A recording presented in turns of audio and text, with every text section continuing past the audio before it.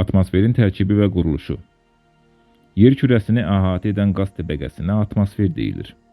O, geoloji inkişaf mərhələsində təqribən 4-4,5 milyard il bundan əvvəl yer səthini təşkil edən bazalt qatının əmələ gəlməsi ilə bir vaxtda yaranmışdır. Güman edilir ki, kütləvi şəkildə püskürərək səthə çıxan lavaların tərkibindən ayrılan su buxarları və yüngül qazlar yerin cazibəsində toplanaraq ilkin hava qatını yaratmışlar.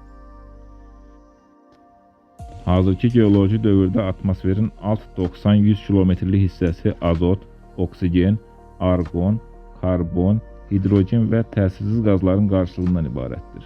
İlkin geoloji dövrlərdə isə atmosferin tərkibində azot və oksigenin miqdarı indikindən xeyli az, karbon qazının miqdarı isə çox olmuşdur. Bundan əlavə, hər il atmosferə 14.000 kub kilometrədək buxar halında su və 100 milyon tonlarla aerozol hissəcikləri daxil olur.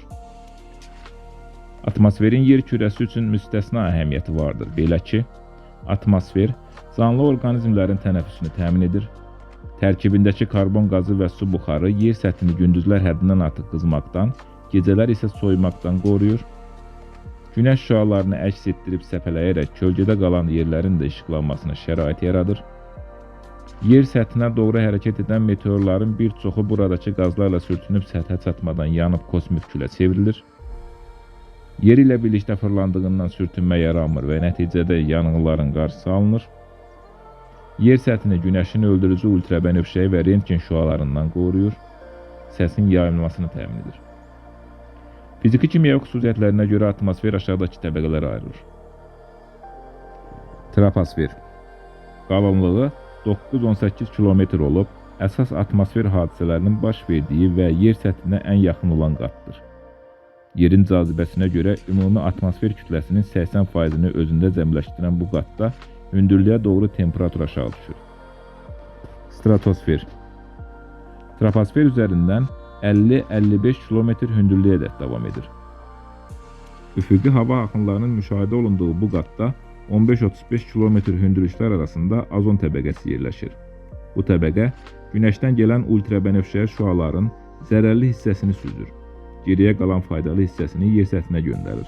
Burada hündürlüyə doğru havanın temperaturu artır. Mezosfer. 55-80 kilometr hündürlüklər arasında yerləşir. Havanın temperaturu isə yenidən hündürlüyə doğru azalmağa başlayır. Termosfer. 80-800 kilometr hündürlüklərə əhatə edir.